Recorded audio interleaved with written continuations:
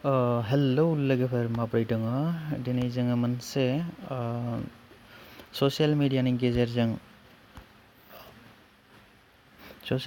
गेजेरजों गोबाङै भाइरेल जानाय माखासे फेक वेबसाइटनि सोमोन्दै जों सावरायगोन। नोंथाङा बे वेबसाइटखौ माबोरैहाय फेक ना थार बेखौ जों सिनायनो हायो। बेनि सिनायनो थाखाय जोङो मोनसे राहाखौ नायगोन, माबोरैहाय जोङो बेखौ नायनानै सिनायनो हायो। जोङो दानिया नायदोनि वाट्सएपआनो जा, फेसबुकआनो जा आरो मेसेन्जारानो जा, जेखियानो जाया मोनफ्रोमबो लिंकखौ बिसोरो शेयार खालामनाय जायो। दायो आङो मोनसे वेबसाइटआव वाट्सएपनि गेजेरजों भाइरेल जानाय जिखुनु जाया मोनसे फेक वेबसाइटनि सोमोन्दै आङो फोरमायनि।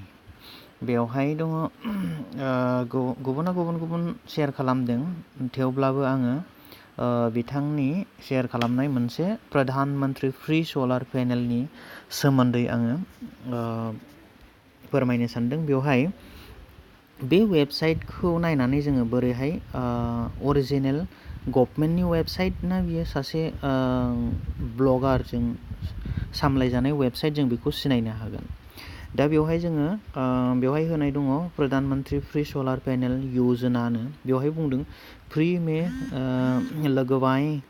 लगवाएं सोलर पैनल अपने घर या गांव में, आपको किसी प्रकार का शुल्क नहीं भरना, बस जल्दी से फॉर्म भरें। बेथ' बे लिरखागोन। आवेदन करने के लिए अंतिम तिथि बेखौबो होदों 31 आगस्ट 2019। अलरेडि बेयो बारखांबाय, थेवब्लाबो जों बेखौ बियो चेन्ज खालामना होबाय थागोन। बियो जायनाखि बे ब्लगखौ बियो कन्ट्रल खालामदों, बे मानसिया बे डेटखौ चेन्ज खालामै होबाय थानो हागौ। दा बेखौ जोङो कन्टिनिउ खालामनो थाखाय बेखौ जों बबेयाव नायनानै जों सिनायनाय जायो, नैबेवहाय अभी आवेदन करें, बेवहाय मोनसे माबा होनाय जादों। दा बेवहाय बेखौ नायनानै जों https://free-solar-panel-apply-blogspot.com, बेवहाय जोङो लास्टआव एप्लाइ .blogspot.com बेखौ नायनानै जों हमनो हायो जे blogspot.com जाहैबाय मोनसे जेनेरेल, उदाङै जायफोरनाखि कडिं रोङा, जायफोरनाखि माने development HTML, CSS, JavaScript and jQuery and PHP and C# बेफोरबायदिखौ इउज खालामनो हाया, बा बेफोर कडिंखौ बिसोरो रोङा। दा बेखौ जोङो ग्राफिकेलि जोङो वेबसाइटखौ डिजाइन खालामनो हायो।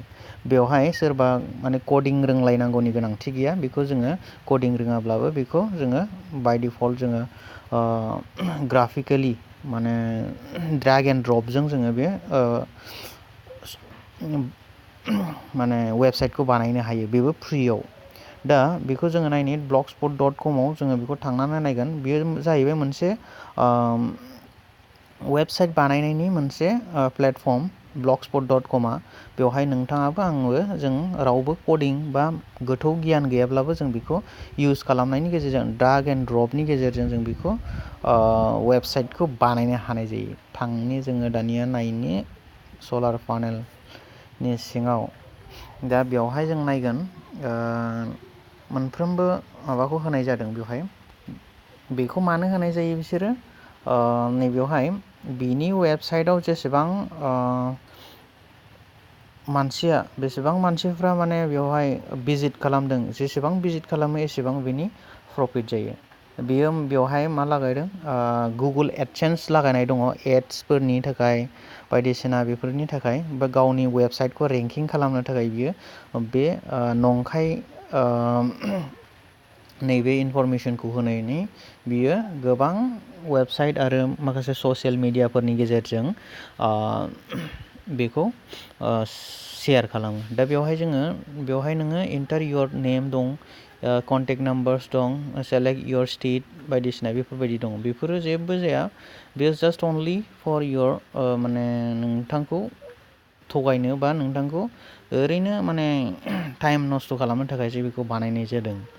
बेवहाय जेबो सलार पेनेल फ्रि होनाय जाया, बेवहाय जेबो स्किम गैया। स्किम दङब्लाबो बेबायदि स्किमजों बेवहाय जेबो माबा जानाय नङा। नैबे गासैबो माबाफोरखौ होदों खिन्थु बेयाव जेबो खामानि जानाय नङा। दा बेनिखायनो बेखौ जोङो बाहायनानै बा बेखौ जोङो फिल खालामनानै टाइम नस्थ' खालामनांगौनि जेबो गोनांथि गैया। बेवहाय जोङो नेम आरो नेमखौबो जोङो बाय डिफल्ट माखासे जोंहा लससो दङ। नामखौ बिसोरो इयुनाव बाहायनो थाखाय नोंनि कन्टेक्ट नाम्बारखौ बिसोरो केपचार खालामना लागोन। बेनिफ्राय माखासे नैबेवहाय दङ भिलेज नेम बायदिसिना नोंनि डेटाखौ बिसोरो मिसइउस खालामनो हागौ। बेनिखायनो जोङो बेवहाय मोनथारगोन होननानै जोङो बेखौ एप्लाइ खालामनो नाङा आरो रेजिस्टारबो खालामनो नाङा। नोंथाङा जुदि फोथायाखैब्ला बेखौ रेजिस्टार खालामनानै नायनो हागोन, खिन्थु बेवहाय जेबो नोंथाङा फिथाइ मोननो हानाय नङा। बेवहाय जोङो गिबियैनो जों फार्स्टआव नायनो थाङोबा जोङो बेखौ नायनांगोन बेखौ गभमेन्टनिफ्राय फैनाय ना बले बियो माने सासे ब्लगारा बेखौ बानायनाय, जों बेखौ नायनानैनो माने बेखौ जाज खालामनो हायो।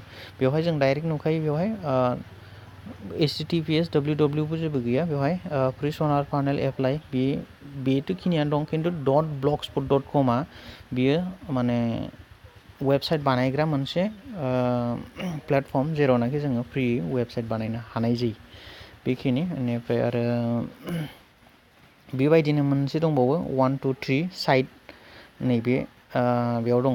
जोङो बिदिन्थि हिसाबै जों नायनो हायो blogspot.com होननानै जों नायगोन। दा बेवहाय नायोब्ला जों मोनगोन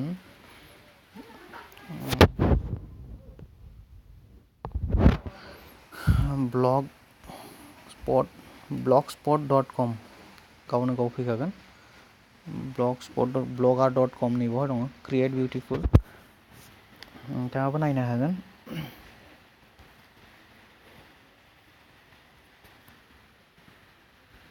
बेवहाय जोङो बेवहाय जोङो जोंनि गोसो बायदि जोङो बेखौ ब्लगार हिसाबै जोङो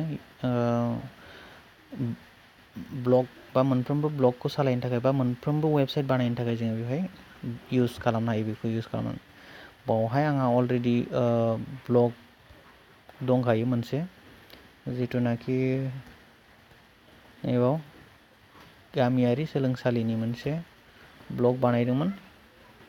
बेनि भिउसखौ आङो मोजाङै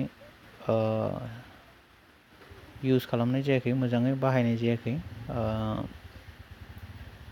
बेखौ जोङो जेबो इउस खालामैखाय जोङो बेखौ जेबो वेबसाइट नुनाय जायाखै। दा बेवहाय जोङो गोसोबायदि होनो हायो। दा बेवहाय पस्ट खालामनो थाखाय जों जिखिनि लिरनानै पस्ट खालामा मानो बेखौ जोङो होनो हायो। इनसार्ट, बेनि गेजेराव HTML कम्प'ज एन्ड लिंक इमेजबो जों होनो हायो। इमेज होनो थाखाय जोङो बेवहाय क्लिक खालामनानै बेवहाय इमेजखौ लाबोनो हायो।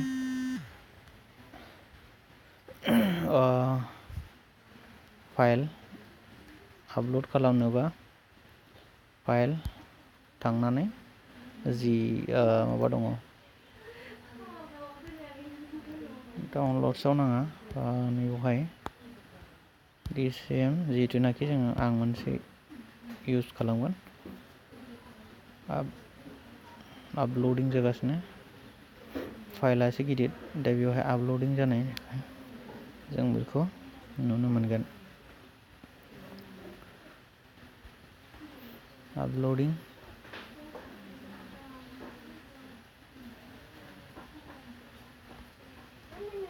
एसे टाइम लायो, नेटआ स्ल', ओंखायनो दा आं बेखौ एसेबां इउस खालामना खोन्थाला। बेखौ जोङो मोनसे गुबुन माब्रैहाय ब्लग खालामनो हायो बेखौ आं खोन्थासिगोन। बेखौ आङो बेक खालामसै। दा बेनिखायनो जोङो बेखौ नायनानै लास्टनिखौ नायबानो जाबाय। .blogspot.com बे जानाय नङा। जुदि गभमेन्टनिबा www. जिखियानो जाया फ्रि सलार पेनेल nick.in हयथ' .in बेबायदि जागोन आरो दा बेवहाय blogspot.com थानाय नङा। आसा खालामदों नोंथांमोना बेखौ बुजिबाय। जुदि भिडिअखौ मोजां मोनदोंबा लाइक एन्ड शेयार आरो साबस्क्राइब खालाम दा बेवहाय बेनो blogspot.com मोनसे वेबसाइट डिजाइननि प्लेटफर्मसो। आसा खालामदों बयबो मोनदों।